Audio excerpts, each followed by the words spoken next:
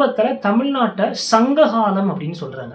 இதில் சேர சோழ பாண்டியர்கள் அப்படின்னு சொல்கிறாங்க. சேரர்கள் இன்றைய கேரளா பகுதியும், சோழர்கள் இன்றைய தஞ்சை பகுதிகளும், அப்புறம் பாண்டியர்கள் இன்றைய மதுரை சம்பந்தப்பட்ட பகுதிகளையும் ஆட்சி பண்ணியிருக்காங்க. வஞ்சி அப்படிங்கிற ஊர் சேரர்களினுடைய தலைநகரமாகவும், உறையூர் சோழர்களினுடைய தலைநகரமாகவும், மதுரை பாண்டியர்களினுடைய தலைநகரமாகவும் இருந்துட்டு இருக்கு.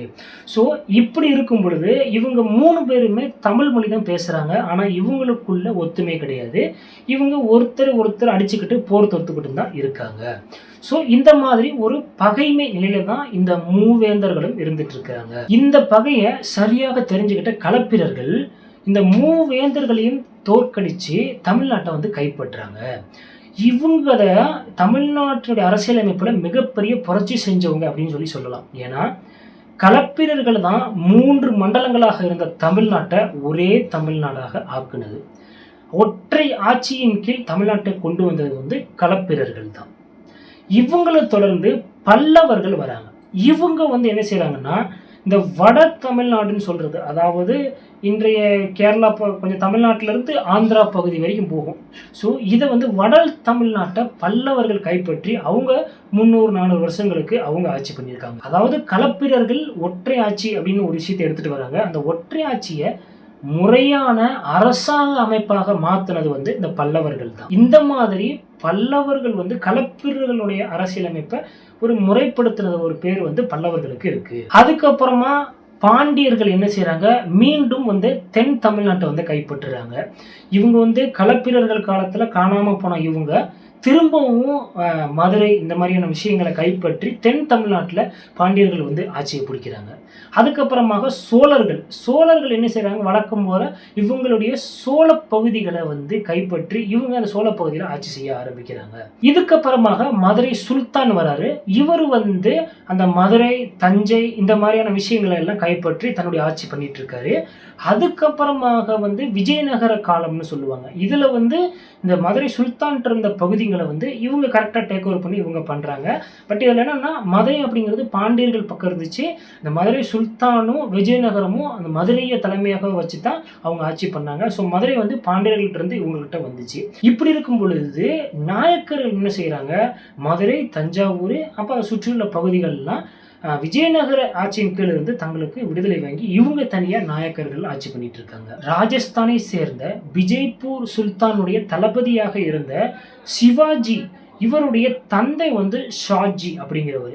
இவர் தமிழ்நாட்டில் தஞ்சை, அப்புறம் செஞ்சி, அப்புறம் தேவிப்பட்டினம், பரங்கிப்பேட்டை இந்த மாதிரியான குறிப்பிட்ட பகுதிகளை கைப்பற்றி விஜய்பூர் அரசுடன் இணைச்சிட்டாரு. இது நல்ல விஷயமாக இருந்துச்சு. ஆனால் அதே ஷாஜி என்ன செய்யறாரு, தன்னுடைய 2வது மனைவிக்கு பிறந்த வெங்காஜி அப்படிங்கிற அந்த மகனுக்காக இவர் ஆளுமை செஞ்சுட்டு இருந்த பகுதிகளை கொடுத்துட்டாரு. இதை பார்த்துட்டு இருந்த சிவாஜிக்கு இது தப்பா தெரிஞ்சது. அதனால சிவாஜி தமிழ்நாட்டு மேல போர் தொடுத்து இவர் இந்த வெங்காஜி கிட்ட இருந்த பகுதிகளெல்லாம் கைப்பற்றுறாரு.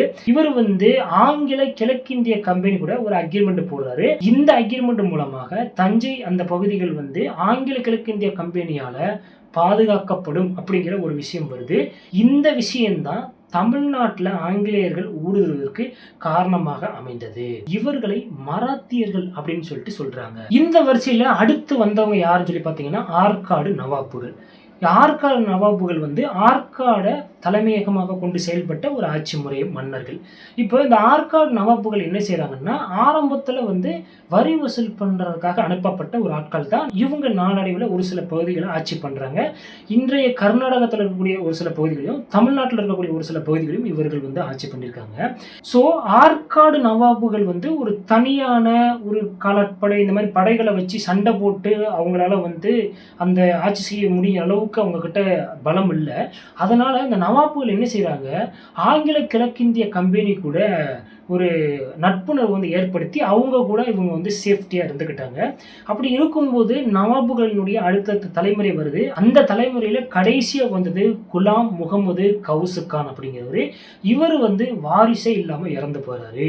ஸோ அதுக்கப்புறம் என்ன செய்யறாங்க, இந்த ஆங்கில கிழக்கிந்திய கம்பெனி அவங்களுடைய சட்டத்தை பயன்படுத்தி இந்த நவாபுகள் ஆட்சி செய்த பகுதிகளை கைப்பற்றி ஆங்கில கிழக்கிந்திய கம்பெனி ஆட்சி செய்யுது. ஸோ இந்த மாதிரி, அதாவது நார்த்தில் பல்லவர்கள் செய்கிறாங்க. அப்புறம் இந்த சேர அந்த நாட்டை வந்து களப்பிரர்கள் ஆட்சி செய்கிறாங்க. தென்பகுதியில் கொஞ்சம் வந்து பாண்டியர்கள், இடையில இந்த தஞ்சை சம்மந்தப்பட்ட இந்த மதுரை இந்த குறிப்பிட்ட பகுதிகளில் வந்து நாயக்கர்கள் இருக்கிறாங்க. அப்புறம் இந்த தஞ்சாவூர் இந்த மாதிரியான விஷயங்களில் வந்து இவங்க யார் ஆங்கில மராத்தியர்கள் இருந்தாங்க. அதுக்கப்புறம் அது ஆங்கிலேயர்களுடைய அவங்க வந்து இது அக்ரிமெண்ட் போட்டதுனால அதுவும் ஆங்கிலேயர்கள் மாதிரி தான். அப்புறம் இந்த கர்நாடகா பகுதிகளையும் ஆங்கிலேயர்கள் ஆட்சி செஞ்சுட்டு இருக்காங்க. ஸோ ஆங்கிலேயர்கள் தஞ்சை பகுதிகளையும் கர்நாடகா சம்மந்தப்பட்ட பகுதிகளையும் ஆட்சி செய்கிறாங்க. மற்ற எல்லா இடங்கள்லையுமே ஒரு சில மன்னர்கள் வந்து ஆட்சி பண்ணிட்டு இருக்காங்க. இப்போ இந்த ஆங்கில கிழக்கிந்திய கம்பெனி என்ன செய்யுதுன்னா, மற்ற மன்னர்களோட ஒருத்தனை சண்டை போட்டுட்டு இருக்கான். இதை பயன்படுத்தி ஆங்கில கிழக்கிந்திய கம்பெனி மொத்த தமிழ்நாட்டையும் கைப்பற்றுறாங்க. இது வந்து 1800 கரெக்டாக நடக்க ஆரம்பிக்குது. அதுக்கப்புறம் ஆங்கில கிழக்கிந்திய கம்பெனி டோட்டல் தமிழ்நாட்டையும் கைப்பற்றி அதுக்கப்புறம் அவங்க கொண்டு வந்தது அந்த மெட்ராஸ் கோட்டை, நம்ம இன்னைக்கு ஜார்ஜ் கோட்டை, இந்த மாதிரியான விஷயங்கள்லாம் அவங்க எடுத்துகிட்டு வந்தது தான். ஸோ இந்த மாதிரி தான் தமிழ்நாட்டினுடைய அரசியலமைப்பினுடைய வரலாறு இருந்துட்டு இருக்கு.